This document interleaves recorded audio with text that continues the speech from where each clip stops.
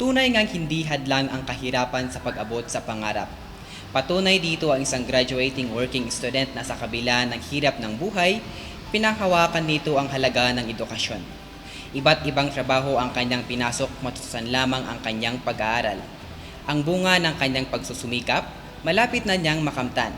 Ating alamin ang kanyang kwento sa ulat ni Venus May Kagiwa.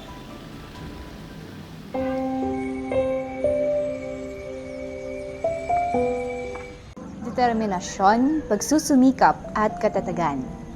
Yan ang pinanghawakan ng isang estudyanteng tubong-tuba Benguet upang malagpasan ang mga hamon sa kanyang buhay at ngayon nga ay isa ito sa mga magtatapos sa kolehiyo. Siya si Presi Taya Mora. Estudyante sa umaga, service crew naman tuwing gabi. Siya ay mas kilala sa tawag na Jack of all trades ika nga nila dahil maliban sa pagiging service crew, isa rin siyang bokalista ng banda at hairstylist. Lumaki si Presi na maagang namulat sa hirap ng buhay dahil maagang naghiwalay ang kanyang mga magulang.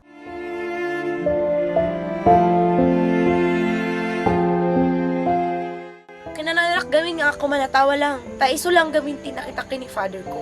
Iso tinadap ko kini father ko nga. Ni father ko gamin ka talaga nga grabe di trabaho na. Nung makita yun di kasta na ang trabaho ko, orehan pa yung agawid. Kahit na nga.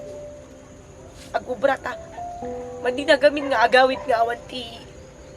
Gatangan na nga si data, madi na nga rutmat lang nga maiulit din nangyari kanya mid. Di nagsinad api man kinanang ko talaga nga. Awan talaga makanmiti ka. Nukitak ni tatang ko grabe to brana. So tinaadap ko nga ugali na. Nga uray no. Asano kinarigat tibya. I-joke mo lang, ikatawab lang tano.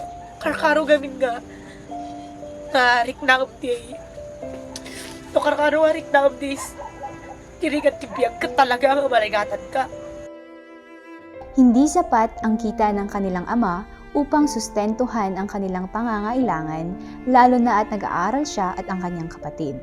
Ito ang nagudyok sa kanya upang siya ay gumawa ng paraan at lalo pang magsumikap para makapag-ipon. Performer siya, isa siya sa mga aspiring crew trainer ko. So, siya yung mga nagtuturo din sa mga bago in terms of sa performance din sa station niya. Actually, flex in siya, flex out, lahat ginagawa niya. Kumuha siya ng kursong Bachelor of Arts in Communication sa Benguet State University. Sa awa ng Diyos, isa siya sa mga magtatapos sa darating na Hulyo. But I just noticed before na bakit lagi itong nakatulog, laging pagod, laging puyat. And then I learned that she was actually working double time, full time rather doon sa employer niya. Tapos may mga side activities pa siya. But despite that, despite her busy schedule na nakita ko na yun, okay naman yung grades niya. So I didn't really expect na ganun pala ka-busy yung kanyang activity.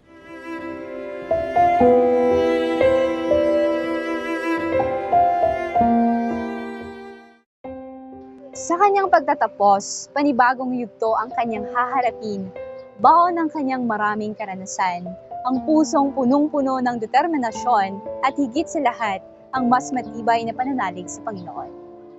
Isang inspirasyon sa lahat ang kwento ni Presi.